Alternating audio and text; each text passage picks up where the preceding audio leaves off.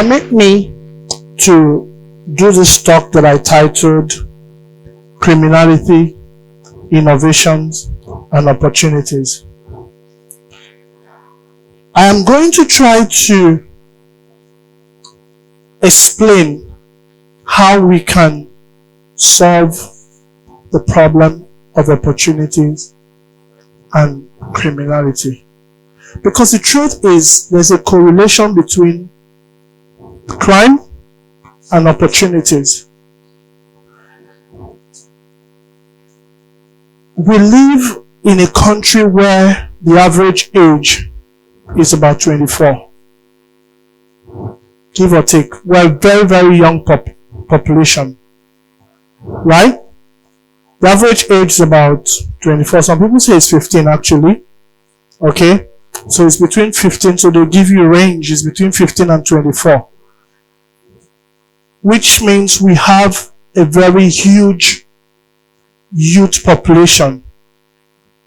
And it is growing. We're projected to grow to, we're already 201 million people. And we're projected to grow to how many million? Huh? Great. But let me come back to the South and the Southeast, because those are the regions I care about because I live here. I cannot talk about the Southwest, and I can't talk about Northeast, Northwest, or North Central. But I can talk about the South, and I can talk about the Southeast. I think that we can do something, and thankfully the theme is Inspire Action. A lot of what I'm going to say may not necessarily be for some of you in this audience, but I'm very sure that you can take the message to the intended recipient after now. In 2001, we woke up one Saturday morning in January, and there was a lot of celebration. You heard people congratulating themselves, people from different backgrounds, people from different ethnic nationalities. The celebration was communal, and people were happy. That type of joy only happens when the national teams, especially the football, has won a game or won a competition. But on this occasion, what happened is that a young girl from Calabar in Rivers State became the first black lady to wear the crown Miss World. How many of you know her? Abani Darego. Forward a few months after, a lot of people wanted to become models. Suddenly, our parents that would frown if you tell them you want to do modeling didn't mind anymore. I think that singular act contributed immensely to the growth of Nigeria's fashion, beauty, and makeup industry. I may be wrong, but I think seriously that it is. Where am I going to with all of this? I think you should just stay with me. Let me share paint another scenario for you. Before Abani Darego won the Miss World, 2 years before that, Nigeria became a democracy. And there was freedom, in quote, in the air. True? People were happy. But one thing that happened was that some young people were involved in the elections that produce the leaders. And so they are bold and they can do more. And they became lords of their own. They recruited a lot more younger people and then bettered a few more young, rich people. I'll tell you what's going on. A lot of those people recruited other younger people, and crime spread and went out of control. Now, why was that happening? Because we are a nation of copycats. Naturally. How many of you walk the streets and see somebody set up a boutique, and the next month you see like 3-4 other boutiques doing exactly the same thing? Now, that is not, you may think it is a bad thing, maybe, but that says something about us, and it says something that we can harness. I'll tell you how we can harness it as I go on. You see, now, we have gotten to the point where this criminality has spread, and we now have kidnapping, and it is ravaging the entire place, the entire region. I wish that we can help our young people become true copycats of positive nation transformational projects. I wish we can, and I think we can.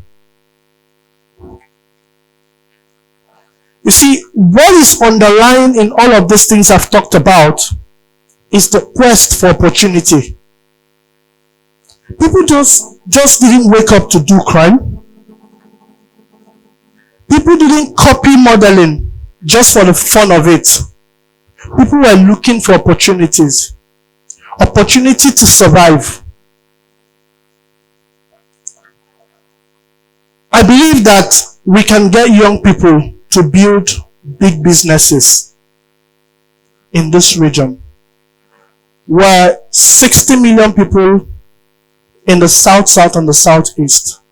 We are bigger than a lot of countries in Africa. We can build businesses and they can thrive in this place. You see, the dynamics of business has changed a lot. The internet has brought a lot of opportunities that didn't exist before now, or maybe in the days of our fathers. Right now, you can stay here, you can build business, and you can actually grow and spread across several locations without necessarily being physically present in those locations. The Facebooks of this world, the Airbnbs, the Ubers, the Bolts, and then coming back home, the farm crowdies, the Paystacks, the Andelas, the Flutter Waves. A lot of these companies I've mentioned, especially the Nigerian ones, a lot of them are less than 6 years old. Majority of them are less than 6 years old. But between all of them combined, they have raised over $300 million in investment. Over $300 million. And guess what? A lot of the people leading these companies, some of them are barely 30 years old. So what it means is that some of them are junior to some of us here, and some of them are our mates, controlling over $300 million funding. Now that's in business, that's essentially like you raise a round, it adds up to the valuation of your business essentially. So the businesses are valued way more than the money you've raised. Okay? I know somebody could be arguing, but raising money is not a metric. It's not the measure of success in business. I agree. It's not.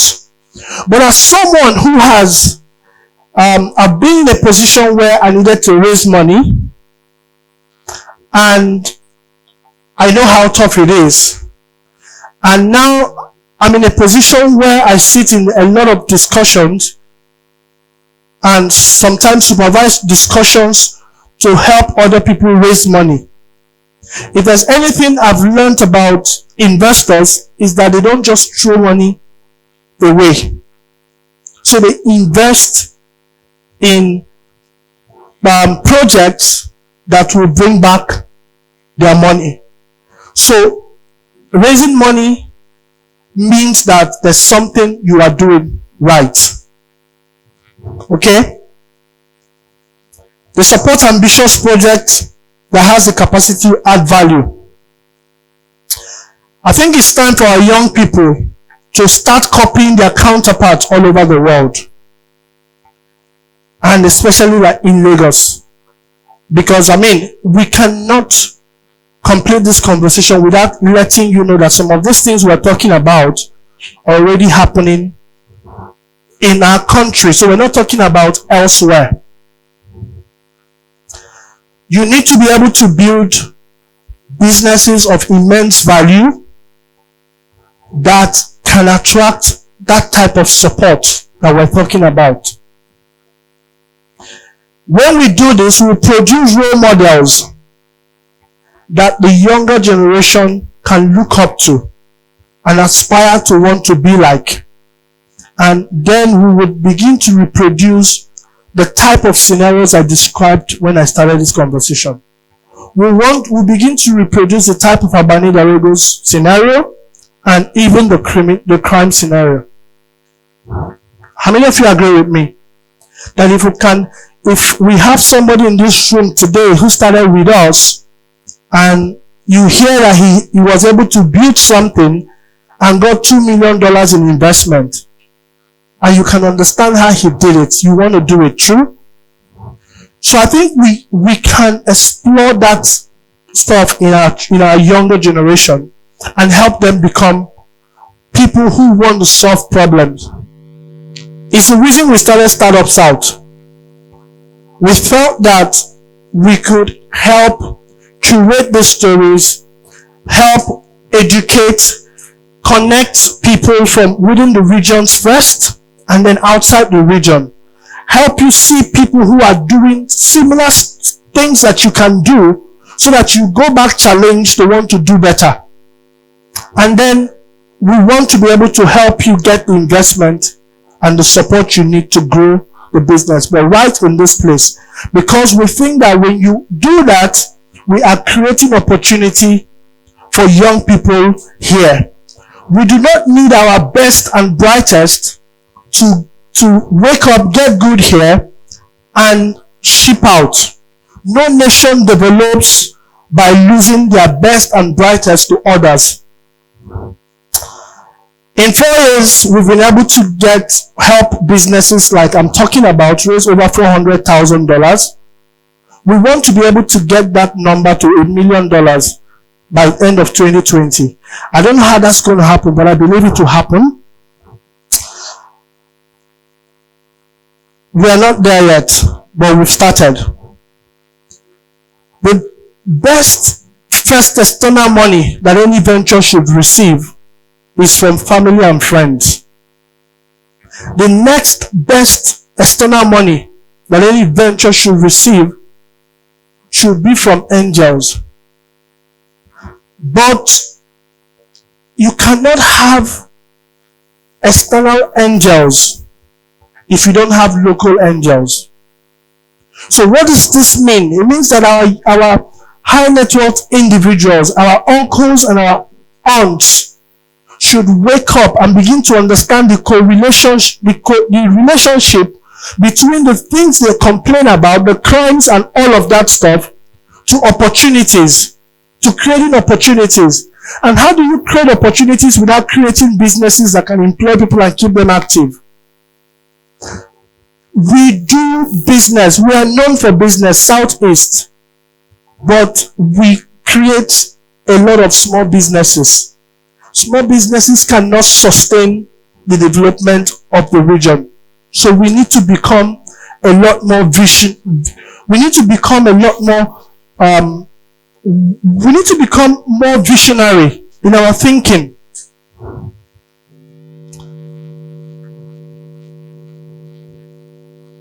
We need to do more. We need to help our best remain here.